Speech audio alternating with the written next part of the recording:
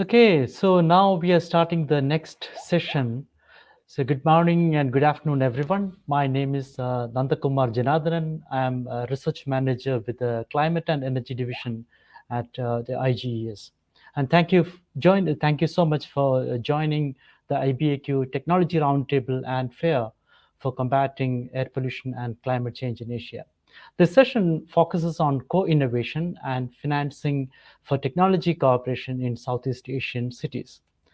Let me begin by giving a little substance on the term co-innovation. Co-innovation is collaborative and iterative approach to jointly innovating, manufacturing, and scaling up technologies. While technology transfer is a key to strengthening the efforts of developing economies in fighting climate change and air pollution, the availability, affordability, and adaptability of imported technologies often pose serious limitations.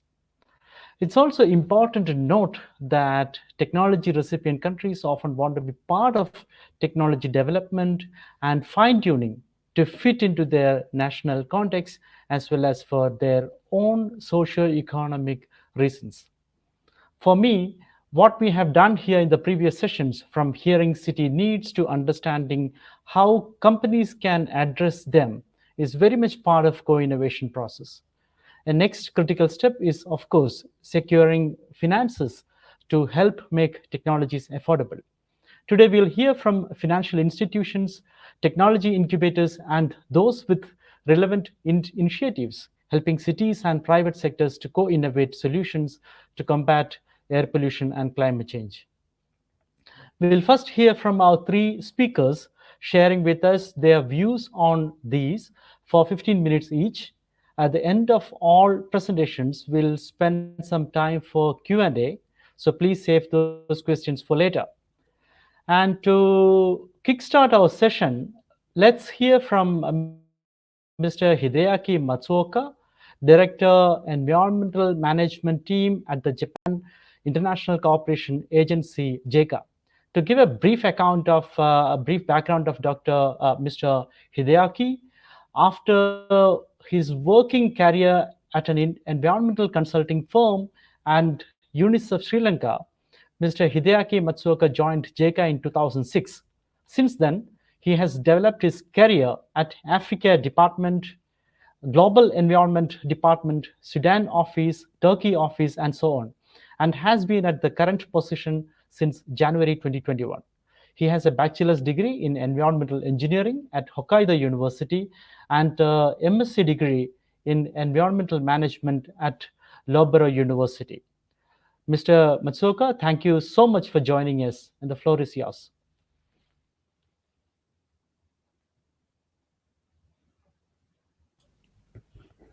Hello, can you hear me?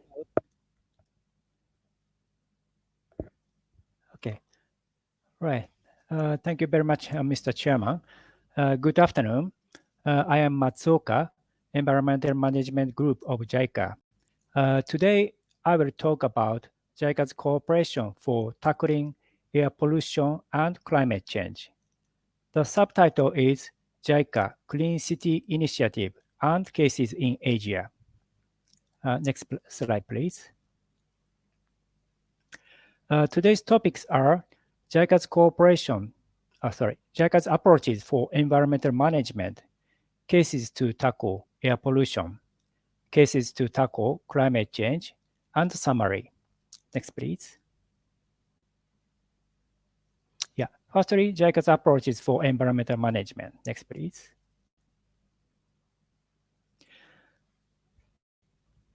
Firstly, this slide shows the examples of how environmental issues are affecting human life and the environment. For example, in sub-Saharan Africa, 70% of waste is left in uncontrolled disposal sites. And in the world, 3.6 billion people live without adequate hygiene services. And the fourth biggest cause of death in the world is air pollution, caused by industrial activities and vehicles, according to the data released in 2019. And the figure of 6.67 million people die from the cause due to air pollution. Next slide, please. So why are Japan and Jaika addressing to these environmental issues? In short, environmental issues in a country or region are also the concerns in other countries and regions. These issues are affecting people and ecosystem beyond borders. So every one of us needs to be aware of these issues. Next, please. Recently, Jaika has announced Jaika Clean City Initiative, JCCI, which is a holistic approach to tackle environmental issues with many other partners to realize collective impacts of actions and outputs, which will cover improvement of waste management and air, water, and land environment. Next, please.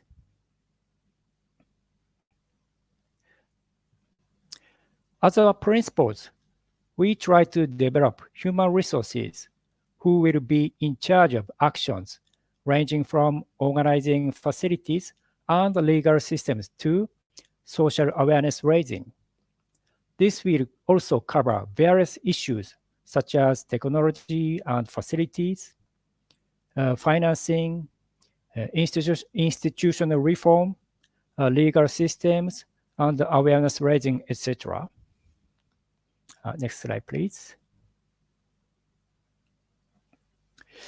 So now I'd like to talk about cases of our cooperation.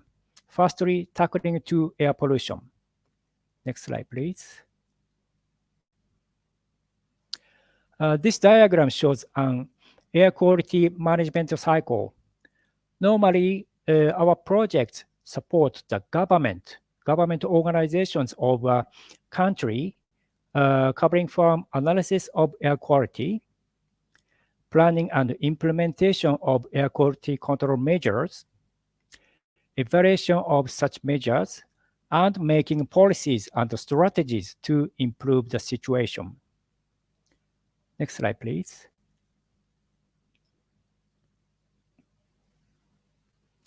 So this is a case of Mongolia, capacity development project for air pollution control in Ulaanbaatar city.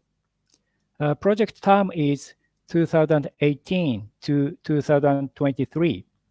Implementing agencies are Ulaanbaatar City and Ministry of Environment and Tourism. The project purpose is to strengthen the capacity for air pollution control in Ulaanbaatar City, paying social attention to implementation of effective pollution control measures and to the necessary coordinating mechanism of Ulaanbaatar City and the relevant agencies. In this project, several measures have been taken, such as enhancing capacity of emission source identification and evaluation, enhancing control regulatory capacity, strengthening capacity to conduct emission reduction at public and private sectors, and enhancing coordinating mechanism for emission control. One of the examples is we are trying to improve efficiency of heating systems in Ulaanbaatar City.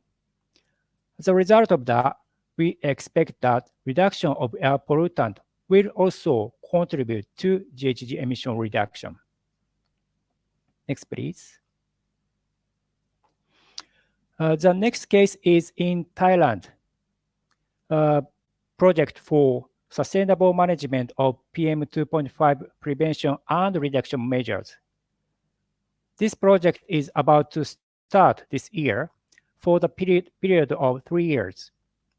The project purpose is strengthen the capacity for PM2.5 prevention and reduction measures. In this project as well, through various approaches from the identification of emission sources to planning strategies and measures, we try to promote sustainable management system of PM2.5 in Thailand.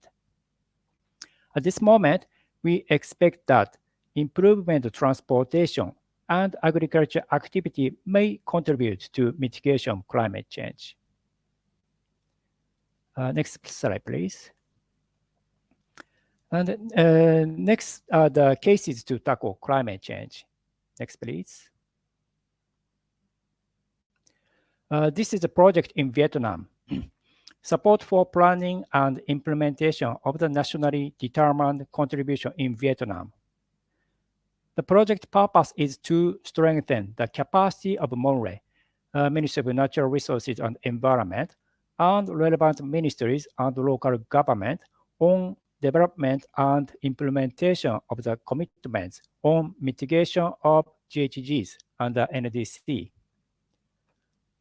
In this project, transportation modal shift, which is a shift from using personal vehicles to public transportation, is evaluated, and the impact of co-benefit is also to be quantified. Next slide, please. Another project is again in Thailand, a project for strengthening institutional capacity for the implementation of Bangkok Master Plan on climate change. The project purpose is the implementation of Bangkok Master Plan on climate change 2013 to 23 is promoted. In this project, MRV methodology to calculate GHG emission reduction is developed, and the GHG emission reduction of master plan is quantified, and the progress is to be confirmed. In this procedure, selection of criteria for climate actions, including co-benefits, are identified, and such actions, especially in transportation and energy use in building, are to be selected. Next slide, please. Yes. And finally, this is the summary. Next, please. Jaika Clean City Initiative is a holistic approach to realize clean cities by tackling solid waste management, wastewater and air pollution control, and other environmental problems that affect human health and ecosystem. Addressing various issues such as technologies and facilities, financing, institutional settings, laws and regulations, and social awareness, etc., is necessary to improve the situation. In terms of air pollution control, monitoring and analysis of the emission factors, identification of measures and making policies to control pollutants, and reviewing the effects and impact of the measures are to be carried out. Measures to control air pollution and climate change are interacting each other, such as improvement transportation, heating systems, etc. These measures will also benefit to economic development.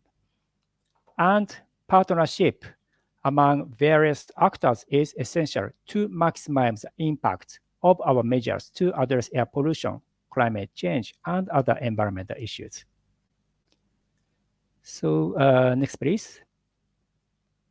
Yeah, thank you very much. This is all of my presentation. Thank you for listening.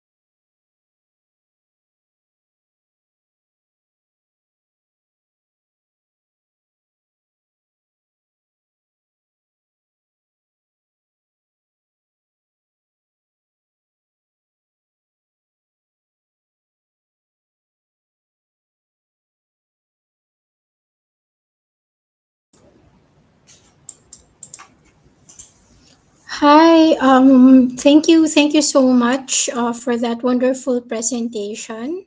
While Nandu is fixing, Okay, yes, Dang, you're thank you so online. much. I think I can, Dang, No I can problem. take it from here. Thank you. Thank you so much, Mr. Matsuoka, for joining us. And it has been an excellent and informative presentation. And thank you also so much for showcasing several cases of Jaika's work. And it has been of immense value listening to your presentation. And once again, thank you so much. And let me now move to the next speaker, Ms. Karma Yangzom of Asian Development Bank. Karma is a principal environment specialist working in the Sustainable Development and Climate Change Department of the Asian Development Bank. She is responsible for environment safeguards review of investment projects under the transport and agriculture sector and private sector. She also serves as a focal point for air quality management and green infrastructure. She's currently managing a technical assessment project on strengthening knowledge and actions for air quality improvement. Before taking on her current role, Karma worked as an environmental specialist in South Asia, transport and communications divisions of ADB for the past 10 years. Prior to joining ADB, Karma also served in several well-known organizations of international repute. Now, let me invite Karma to give a presentation. Karma, the floor is yours. Thank you very much, Nandu. And I would like to thank the organizers for inviting me to this event and giving me the opportunity to share ADB's role in co-innovating clean technology solutions in Southeast Asian cities. So I hope everybody can hear me clearly. I'll get started with the presentation. Next slide, please. So to begin with, I would like to talk about ADB's bigger strategy and policies, as it's important to understand the sort of enabling environment where we promote clean technology. So the overarching corporate strategy for ADB is the Strategy 2030. Which will guide all ADB operations until 2030. And under this strategy, we have 7 operational priorities, which you can see in the gray box. And it is a wide range of priorities, ranging from poverty reduction, addressing gender issues, climate change, rural development. So it's a wide range. And all of these priorities, one way or another, will have linkages with promoting clean technology. However, the operational priority 3 and 4, which you can see in the circled in red, the operational priority 3 is on tackling climate change and enhancing environmental sustainability. And operational priority 4 is on making cities more livable. So under these two, what we call the OPs, there is a lot of direct linkages with promoting clean technology. And within ADB, we have a tracking system where we are looking at how our operations are contributing to achieving the objectives of these priorities. And we have certain indicators that we have set for tracking progress. And some examples of indicators are a number of low carbon solutions, for example, a number of infrastructure and assets that have been, developed under projects in order to bring about reduced carbon emissions and reduced air pollution. So these are the kind of indicators that we have. And then, of course, when we talk about low carbon solutions, air pollution reduction solutions, a clean technology is a big part of the solution. So therefore, you can see clean technology promotion is a core part of ADB's overall strategy. And we have, you can see on the left side, this is the Adb New Energy Policy, which was just issued late last year. And as we all know, energy is a big contributor to air pollution and carbon emissions. Therefore, it is critical that we improve actions within the energy sector in order to meet the 1.5 degree target of the Paris Agreement. So in the energy policy that was issued, one of the key new features is that we have officially stated that ADB will no longer finance coal-fired power plants. And so basically the emphasis under the energy sector will be to shift towards renewable energy. And then, as you all know, ADB, we have a target of $100 billion to be provided as climate financing between 2019 and 2030. And of course, a part of that will be for climate mitigation. And climate mitigation then means a lot of clean technology solutions will have to be implemented in order to meet the target. So overall, we have a very clear strategy and policy, and the priority of ADB is very clear in terms of enhancing carbon emission reduction and air pollution. And obviously, together with that, promoting clean technology is a core part. Next slide, please. So on the financing part, so of course we have the big financing projects, but I would just like to talk a little bit about the trust funds that ADB manages. And this is not an exhaustive list. I just selected a few trust funds which have requirements specifically that promote clean technologies. So as you can see, the first one on the left side is the High Level Technology Fund. This is something which is provided by the government of Japan. And obviously from the title, you can see that it is the projects with, in order to access this fund, need to have a high level technology component. And it, of course, it covers all kinds of innovative technology, including clean technology. Then there is the Clean Energy Financing Partnership Facility. This is another funding avenue which is available. And of course, the focus of this is on clean energy, but which means, again, there will be this clean technology component where we are shifting from the fossil fuel base to renewable energy base, and also looking into things like, looking at, battery life, enhancing the battery life and technology related to that. So therefore, even projects to access funds under this facility need to have that clean energy component, and many of which will have a clean technology component. We have, again, Japan Fund for Joint Crediting Mechanism, which is another funding mechanism available.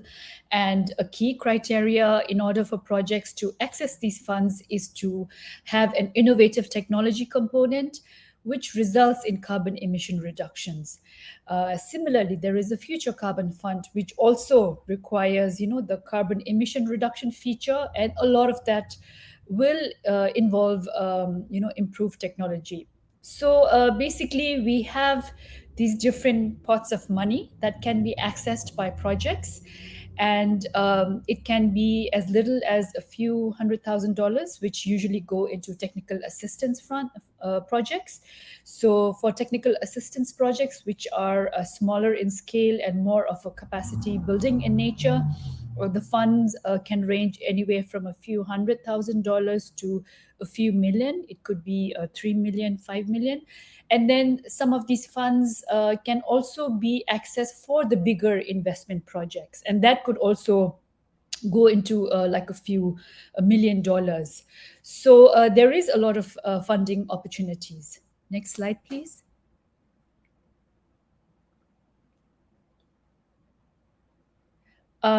So now that I have shown that ADB overall at the corporate level, we have a very clear enabling environment, and then there are these pots of money. What do we do with that? So we do a lot of capacity building and knowledge sharing. And I know the focus of this event is on cities in Southeast Asia.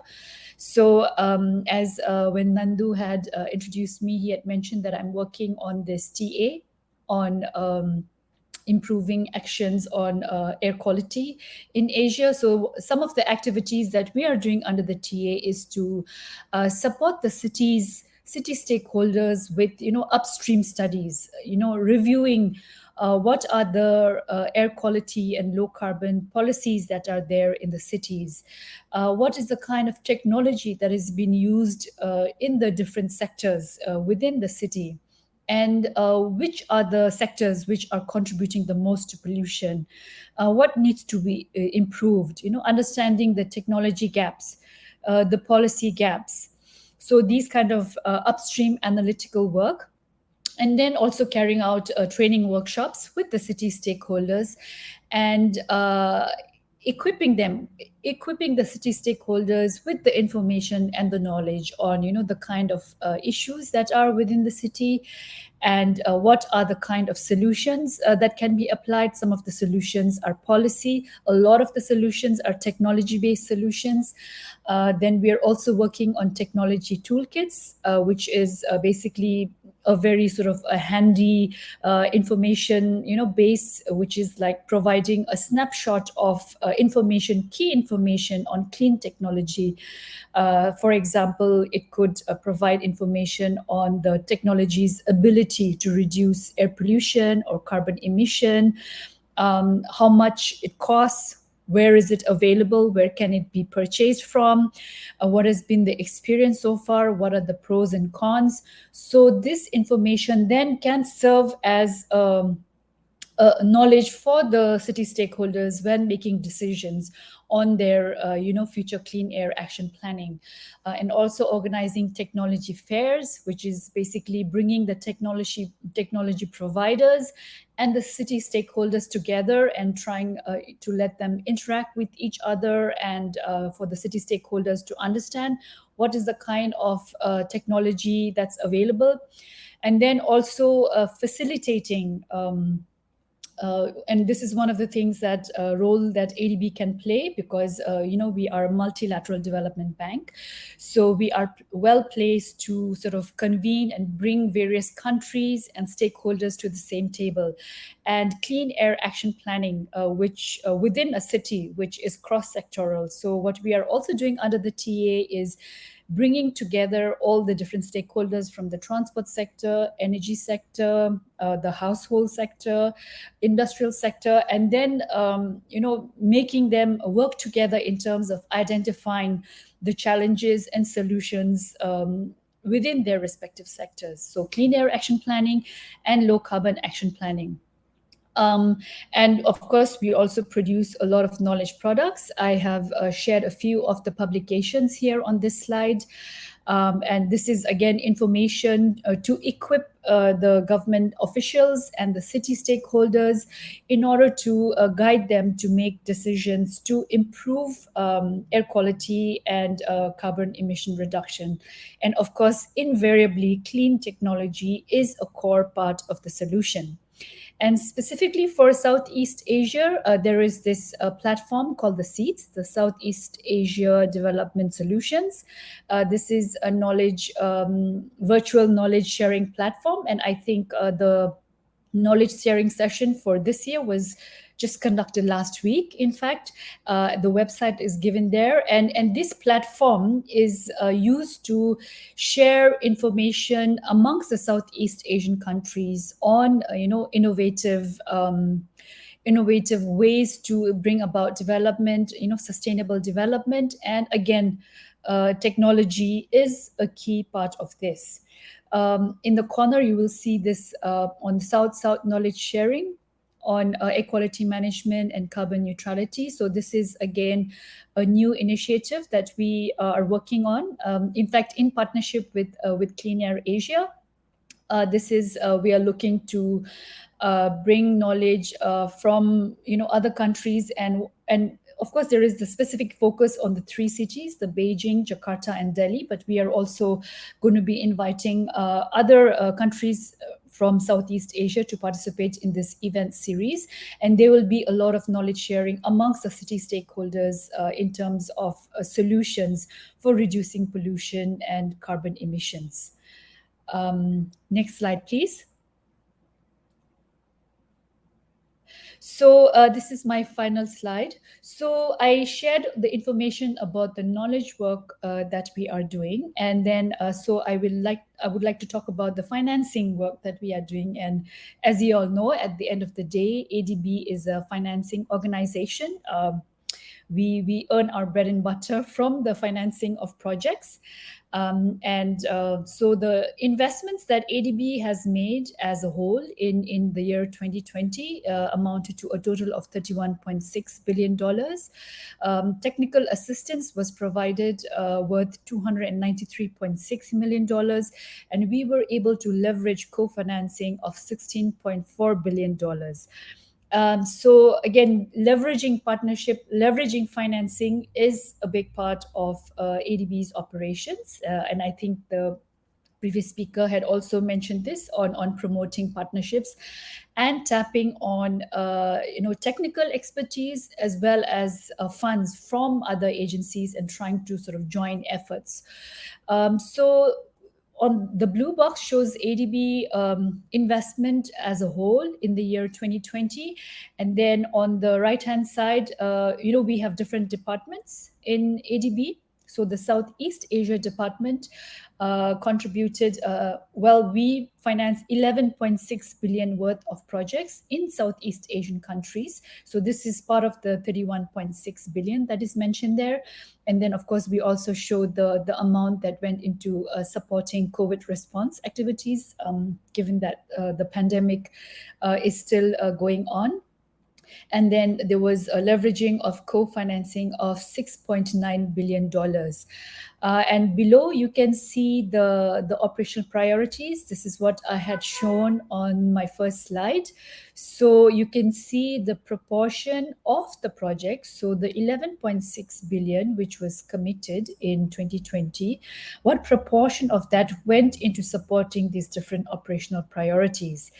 And you can see for OP3, the one in green color, so 54% of investments contributed to achieving targets that are consistent with addressing climate change and enhancing environmental sustainability.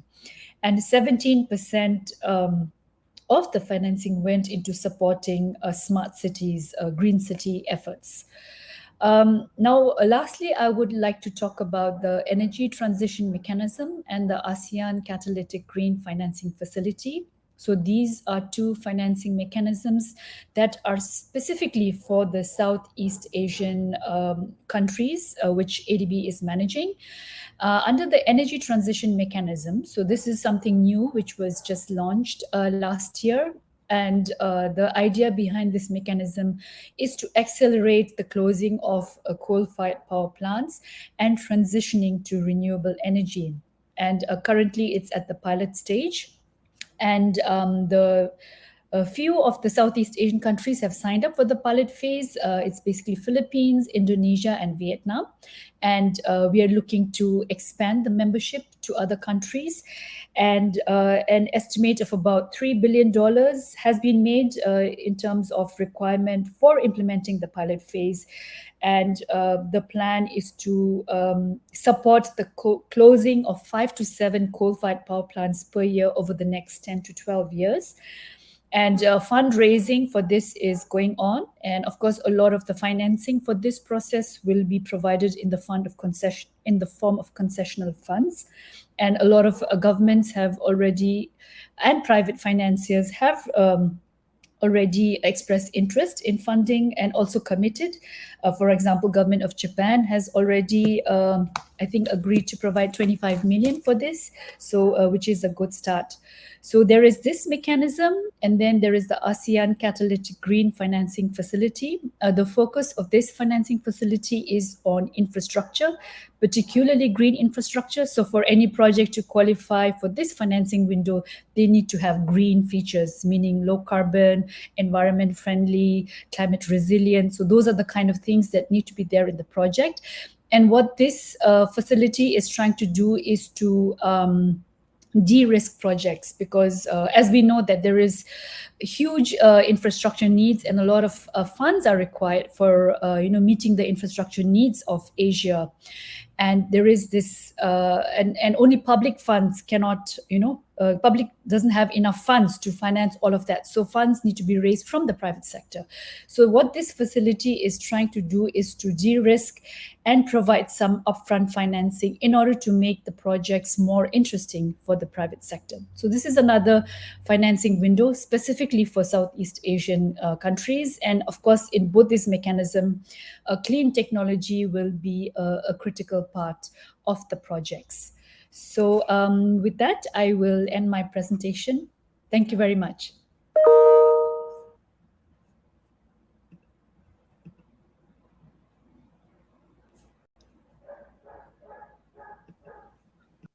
Thank you so much, Karma, for sharing your valuable thoughts with us. And we have thoroughly enjoyed listening to your presentation. ADB, as a multilateral development organization, has played remarkable role in the region in promoting clean technology. And I have one question for you, but you can actually take it up later. But let me share that question with you now.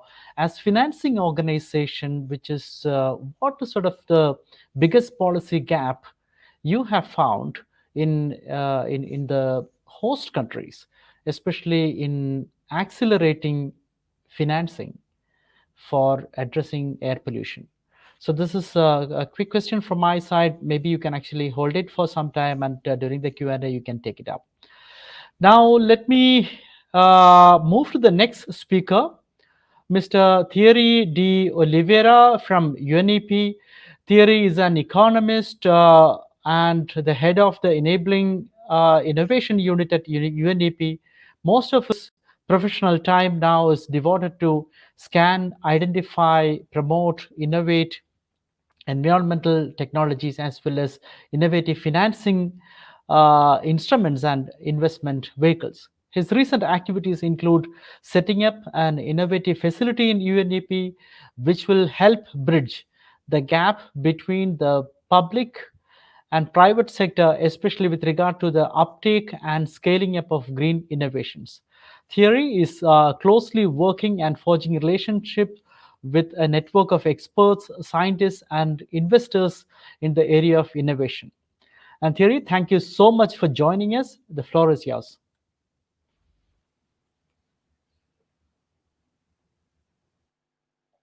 Thank you very much, Dr. Kumar. First, let me congratulate the colleagues, the two former speakers with excellent presentation, I must say, and very insightful also information which we could pursue later on. So my presentation will be as entitled on Unep Innovation Facilities. Next, please.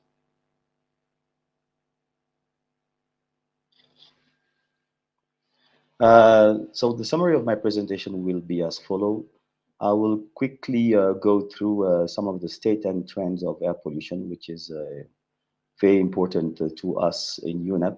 As you will see, it's part of our what we call intertwined three major planetary crises that also include climate change and biodiversity loss, as well as waste. The second part will be addressing the financial and institutional gap in support of environmental innovations.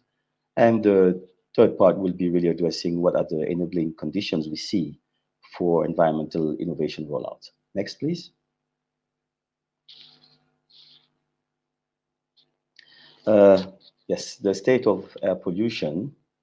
I'll basically very quickly go through this as you know, this is this is a meeting where we have air pollution specialists, so I will not really belabor on this issue, but I would like to point out a couple of important issues. First, the importance and how German this discussion is in terms of Unep. We just ended our 5.2, the fifth environmental assembly of Unep. Pollution, plastic, combating climate change were very much part of the deliberations amongst governments. Obviously, pollution is a global problem, but also is a Southeast Asia problem. We are obviously, as part of the UNEP environment, we have a global mandate to monitor the global state and trends of the environment, especially the environmental linked SDGs. As you can see, as you see, there is a new SCAP for our UN SCAP colleagues that released a 2022 report linked to the SDGs. And unfortunately, Asia Pacific is not really on track to fulfill and achieve all its sustainability targets.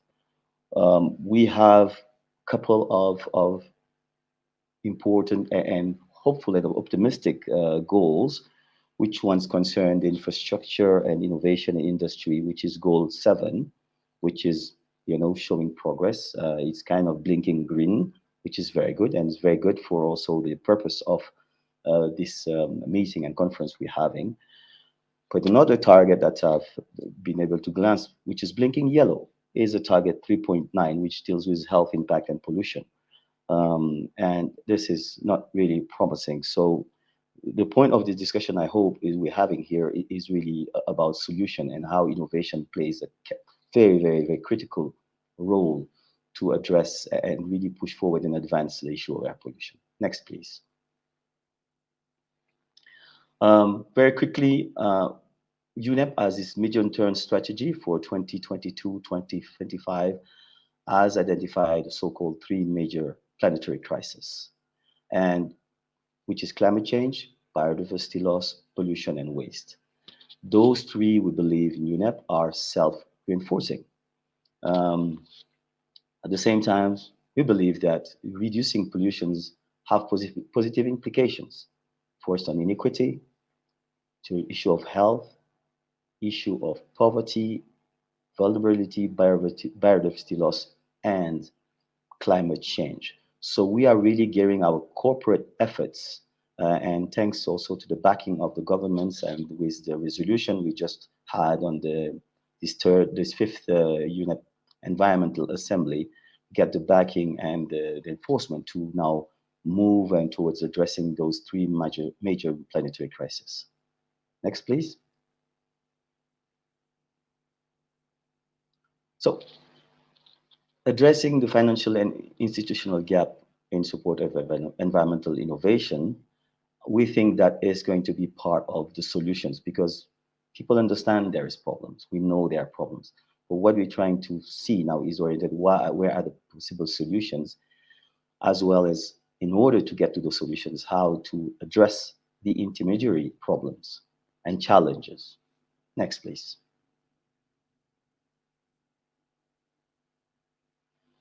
So what we're trying to look at in terms of UNEP is the issue of financing gap.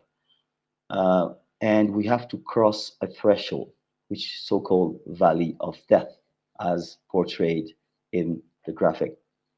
So what happens, and what we have observed for most innovations, really after the research and development phase, they face a risk, which is the risk of valley of death.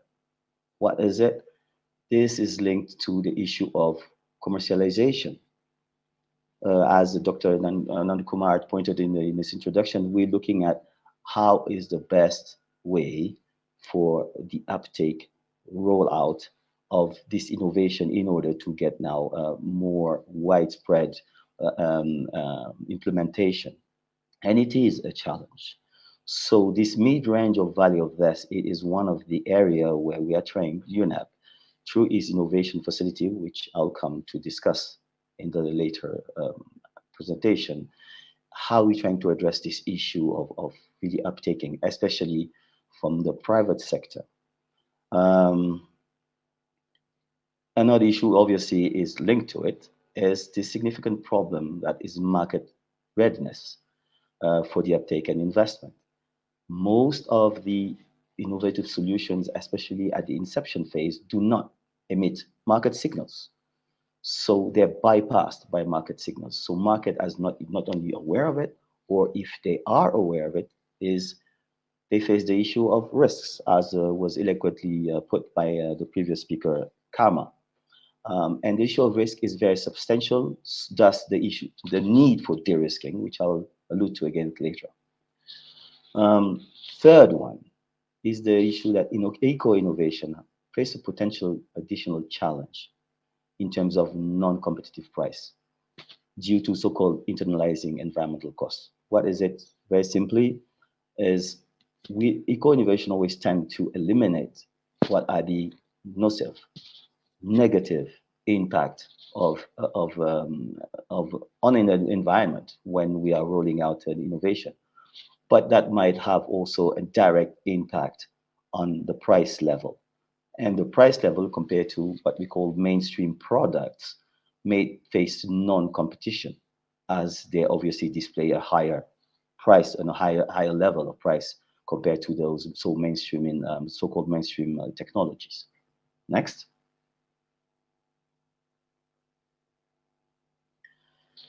The other gap we are looking at is institutional gap. Sorry.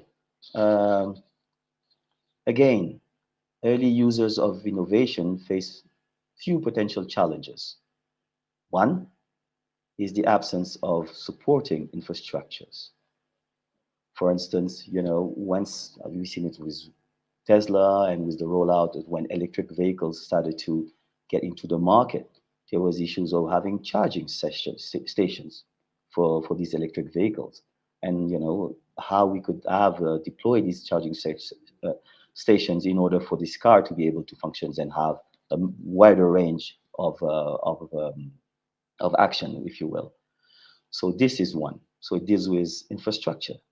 Some of the regulations are not aligned with the requirement to adopt environmental innovations. Codifications, rules in the transportation systems. For instance, driving license codifications are, for instance, not really amenable to e-scooters, electric bicycles, for instance.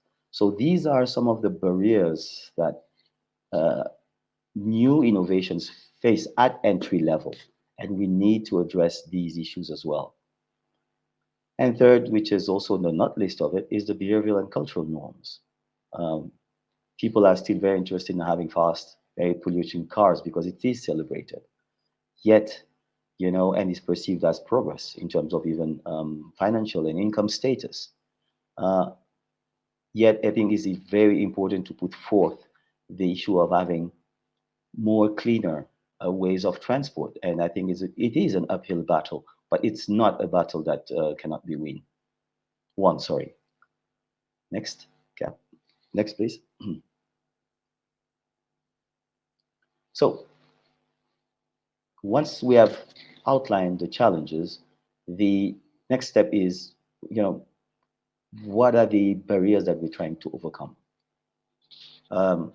What so-called intermediaries. One is, we need to get across this valley of death that was shown in the previous graphics. Supporting innovations might need extra support to plug the gap between early stage funding and the later stage. And you need to have some sort of financing, and that depend on capital supplied by investors. And we've been having this back and forth discussions with Unep, with private sectors, how to bridge that gap. And again, there's been issue of the risk. How do we de-risk investments? So you will see later on on the next slides where we talk about this financial innovating facility from Unep, how we will try to engage both the private sectors, the development finance institutions, and I'm very glad to hear some of the presentations by ADU, but also my colleague from Jaika, and we will certainly try to approach them, especially for the work we intend to roll out in Asia and Pacific. But I think partnerships would be really, really important in this instance. Important, asymmetric information is very important to address as well. We need to identify external knowledge providers and making external knowledge accessible. Knowledge is key. Science is key. We need to have information based on scientific evidence. We need to know if we are rolling out innovation, be it nature-based, be it technology, what does it do actually to respond to a certain challenge? So part of the identification process that we're carrying out within the innovation facility is really much address these issues. And also linked to this is that you're ensuring that consumer understand the environmental problem and acceptance of innovative solutions. So we are addressing the why, we're addressing the what, but also we're addressing the how. And those three conditions have to be met in order to have this actual rollout and uptake of innovations. And this is a work that we would love to tackle, obviously in conjunction with all our partners. Reducing externalities. It is a combat. I just alluded to the new 2022 SCAP report. Adopting innovation through a convenient network of partners and stakeholders. I have alluded to that already. We need to promote market readiness for environmental innovations. We need to raise awareness on the need to internalize environmental costs. Next, please.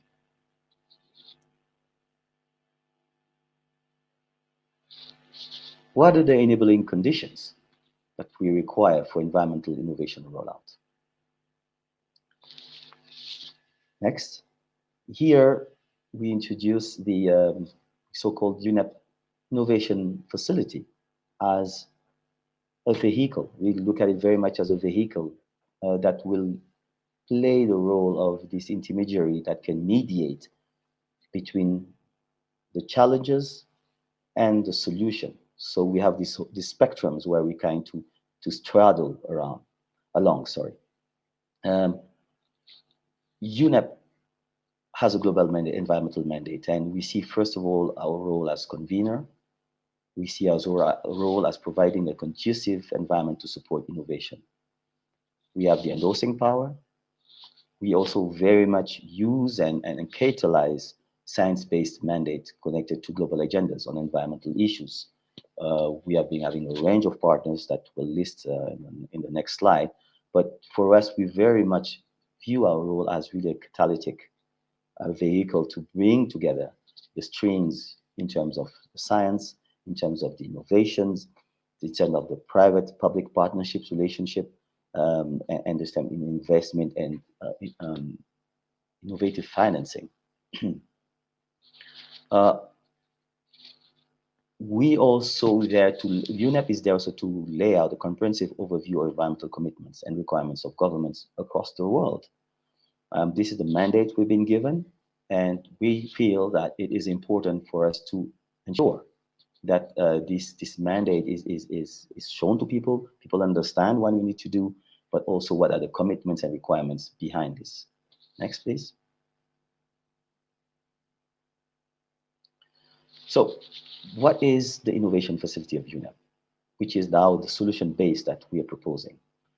The objective of this facility is to identify, promote innovative technologies based on science. We're looking at solutions to solve environmental challenge. We want to create opportunities for private and public sector cooperation. We want to catalyze the deployment of more of financing. So if you see in the bigger circle, the center circle, we talk about blended financing, very much again of what the colleagues, the previous speakers were talking about. And we absolutely sure that we need somehow to attract private financing. But private sector financing has to be attracted with a blended finance approach, we believe, because again of issue of de-riskings that can be brought around by DFIs, the Development Finance Institution, IFC. So those are very important partners to have in order to promote the financing and then really the uptake of environmental solutions. And most importantly, the scaling up. Next, please. So we see the innovation facilities in UNEP as a bridge, bridging this gap and making sure that we move from the R&D research stage to now to better commercial applications where we have market readiness, we have market uptake, and we have rollout. We have a series, the innovation facilities will go through a series of steps, scientific steps in terms of identifying, scanning, and deploying science-based methodologies and assessments of environmental and social impact of innovations. We will carry a series of feasibility studies, which are expert assessments based on the market feasibilities of identified and prioritized innovations. Here, very much so, we will use again the know-how and the bandwidth of partners, as well as the capacity to attract financing, such as again Adb, Jaika of this world. Then again, what we want to help is promote development of bankable projects. So in order to raise awareness and also provide technical support for either startups or companies that are interested in environmental innovative solution. Again, it also boils down to encouraging investments through using, again, Unep in convening power with partners and private sectors alike. Next. This is just a very schematic of what the innovation facilities activities are. I'm not going to go through all of them, obviously, and hopefully you'll have the chance to share. We'll have the chance to share the presentation, but for just the sake of time, I will just skip it. And obviously, but it is there for you, and I'll be really more than happy to answer any questions you may have on that. Next, please. And again, this is the range of partners we're having, we're building, we're upcoming. And again, this is in no way, shape, or form a finite product. It is evolving, and we hope that we're just going to expand the range of partners.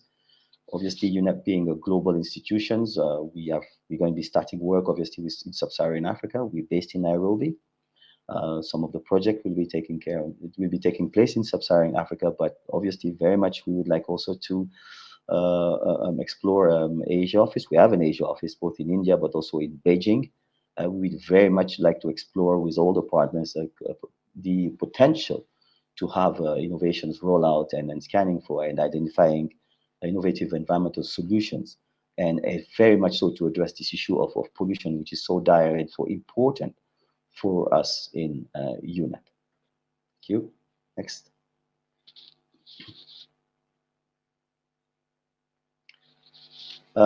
Again, we are custodian of SDGs, environmental linked SDGs, and I'd already alluded to some of the SDG targets we are tracking within UNEP globally. And again, we feel that through the innovation facility, we want to have an impact, a clear impact on achieving some of the goals and targets of the SDGs. It is a challenge, it is an uphill battle, but I think we are capable, and all we're holding hands and really going through, using through these vehicles, capacity building, innovation, innovating financings, that we can really help bridge this gap, bridge this knowledge gap, bridge this financing gap, and bridge this capacity gap. Thank you very, very much.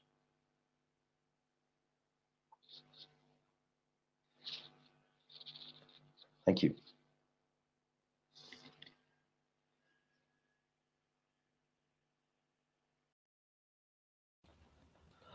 Thank you so much, Thierry, for this very interesting presentation, especially for taking us through UNEP's initiatives and also showcasing how the eco-innovations face challenges, namely financing gap and institutional gap, etc. And I have actually one small question to you, which is solutions can be diverse to regional problems, or it depends on national context and all. And how far have you noticed that maybe your innovation facility been giving importance to the role of frugal innovations in addressing these solutions? So maybe Thierry, this is a question to you, and then I would like to hear from you first, and then quickly go to the other speakers and seek their answers as well. So first, would you like to quickly respond to this question, Thierry? Yes, and Nanda, hi, thank you. Well, I don't think there's even such things as frugal innovations, because what we're trying to look at is all possible innovations that can help, again, advance the SDGs.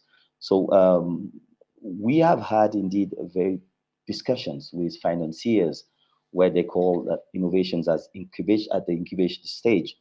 The question is, why should we take such or why should we invest in such innovations?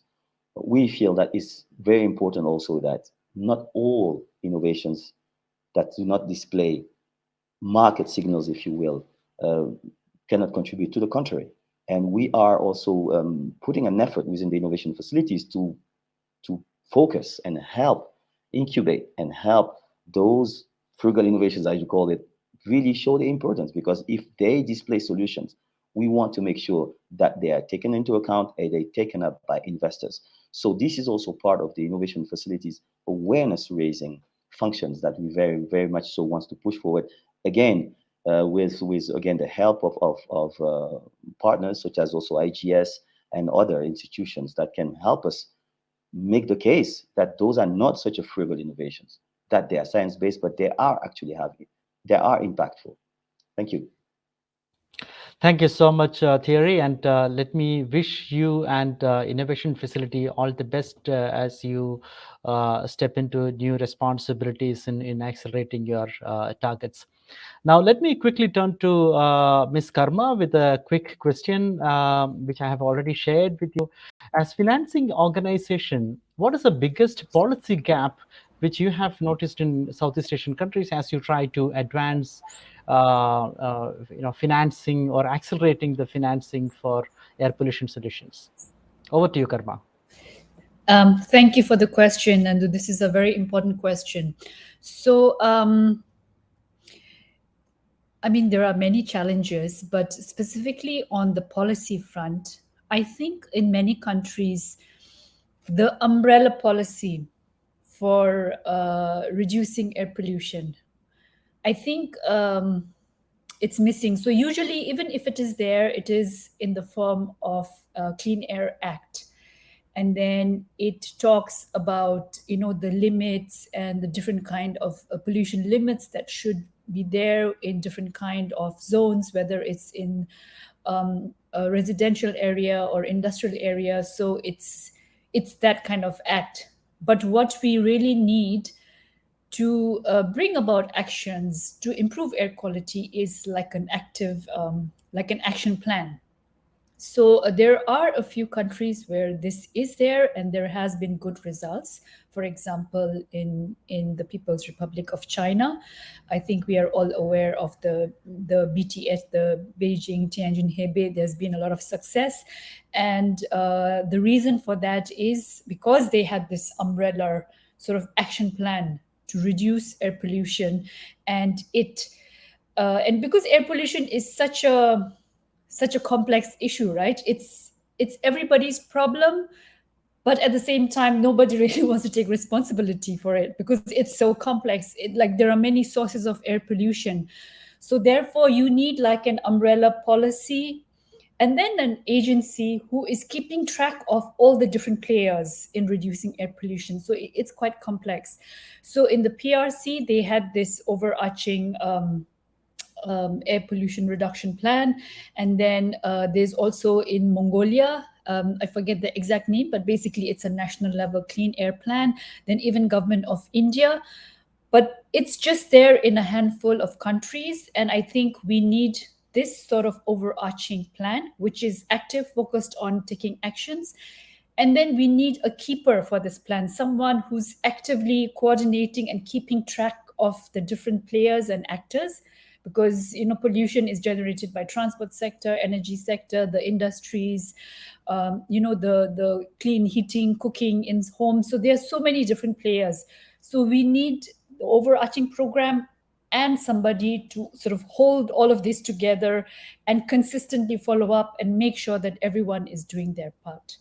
So yes, from my experience, I think that is the challenge. I hope I answered.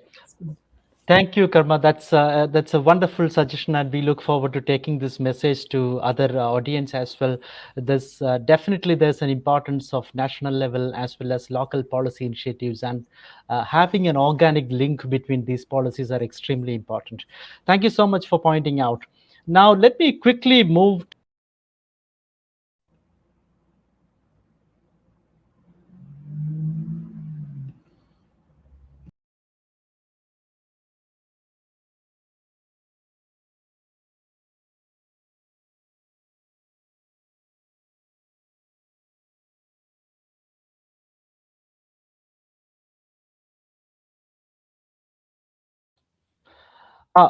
Thank you so much, Karma, for this answer. Let me quickly move to Mr. Matsuoka.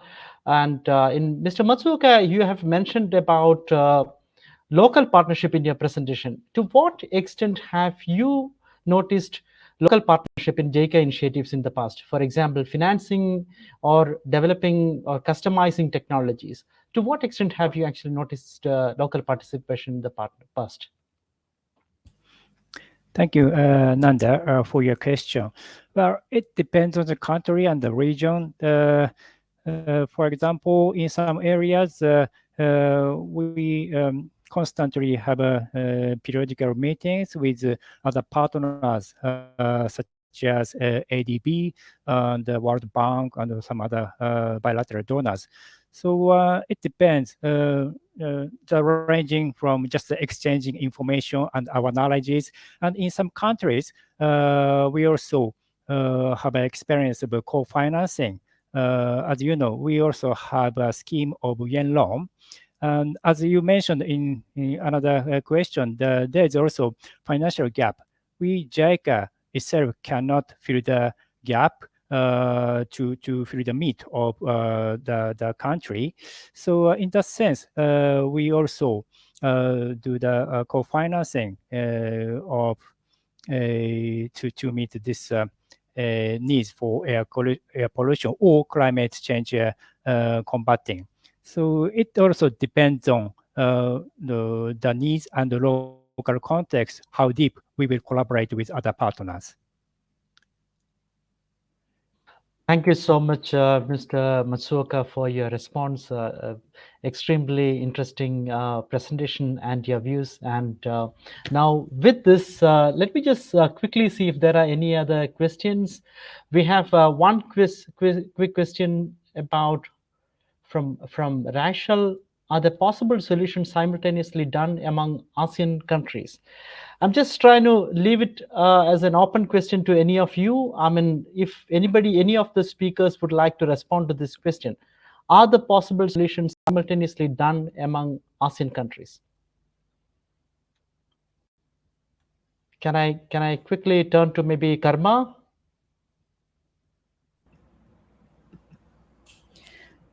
Yes, I think the answer would be yes. That I think, and also that is the way to go, because a lot of the problems and the challenges are very similar. So pollution from the power generation, pollution from fossil fuel based vehicles, it's very similar. So therefore it makes sense to apply similar solutions across all countries, and I think that is happening. So maybe Thierry would like to add more. Yeah, thank you so much, Karma, and over to you, Thierry. Hi. Well, thank you, Karma, for putting me on the spot. So actually, in terms of simultaneous solution, yes, I agree again with Karma. The only element that I may add is will depend also on the because obviously also one size does not fit all. So we have also to make sure that we have the cognizance that sometimes you're going to have to refine or customize some of the solutions based on the countries and really the because right now I'm looking at the impact side of the response. So we may want to customize some of the response and the solutions to make sure that it fits really the need of specific countries or specific need of the countries. But in terms of scales, in terms of achieving scales, yes, I think the issue of simultaneous solutions is an important one. Over. Thank you so much, Thierry. And let me now wind up the session as we are already exceeding the time. And I'm sorry, Mr. Matsuoka, I won't actually come to you to respond to this. So now let me take this opportunity to thank all the speakers and all the participants for making time to engage, to interact with us, to make your presentation, and to also to share your views with us on this important topic of addressing air pollution and climate change in Southeast Asia. With this, let me now hand over to Ms. Dang for moving to the next session. Over to you, Dan.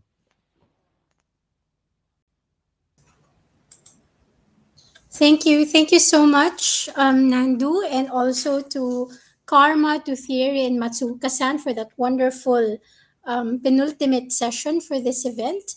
I now have the pleasure to introduce Mr. Bjarne Petersen, Cleaner Asia's Executive Director, who has a broad international experience, particularly in environmental issues and sustainable development, and with a proven track record of achieving meaningful impact through strategic leadership, resource mobilization, and team building at all levels. So I would like to call on Bjarne for the key messages of the event and the way forward. Thank you, Dan, and good afternoon, everybody. I hope you had a great day so far. Certainly a lot of informative sessions.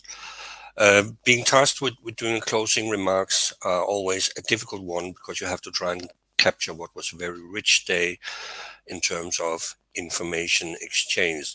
But let me start first of all by acknowledging the Minister of Environment, Japan, for their support to the session and to the IBAQ. The MOEJ has long been supporting the co-benefits approach, and the IBAQ program supports this through capacity building, clean air action plan development and implementation. In this respect, I want to acknowledge also Mr. Koki Asuma from MOEJ, who welcomed you all earlier today. As various speakers has made clear through the day, and I'm sure the participants knows already, that Southeast Asia is indeed facing a air pollution and climate change crisis. But also, Southeast Asia has showed some success in implementing solutions with a co-benefits approach that addresses this crisis. This includes many of the solutions, including technology solutions discussed today, such as improving inspection and maintenance in Bangkok, using e-vehicles in Indonesia, air quality monitoring and city science as a bottom-up mechanism to enable solutions and reforms in Thailand. But at the same time, we learned that several barriers exist to quickly implementing clean air solutions at scale. But also, co-innovation is key to facilitate learning processes across actors to overcome these barriers and accelerate and scale up technological solutions across communities, cities, and countries.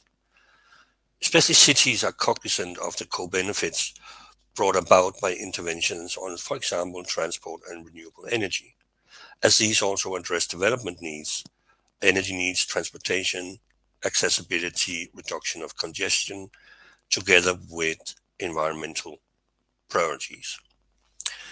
Cities have also shown a proactive role in addressing air pollution and climate change through development on and implementation of clean air and climate action plans, as well as various other programs, including on transport and renewable energy. And finally, I think it was stressed also here in the last session that aside from technologies, partnership are critical to address the challenges moving forward, including the significant role of the private sector, for instance, in creating PPAs, development agencies, and research institutions. It was clearly demonstrated that partnerships are needed to address the challenges ahead. Besides that, some of the keywords that I've drawn for the day has been innovation, technology, financing, capacity building, and partnerships as 5 critical elements that we need to utilize to meet the twin challenges of air pollution and climate change. The IBAQ program is committed, and Cleaner Asia with our partners IGES and ACAP are committed to continue to support governments across the region by providing policy guidance, building technical capacity, and mobilizing for action across sectors. And with this, I want to end by thanking our partners for this session, IGES, ACAP, as well as the Minister of Environment of Japan for their support. I want to thank you all, the participants. I hope you had a great day. Finally, I also want to say a thank you to Dang and her team at Cleaner Asia and all the speakers for making this a very constructive, informative, and great day. I hope you all learned a lot. Thank you very much.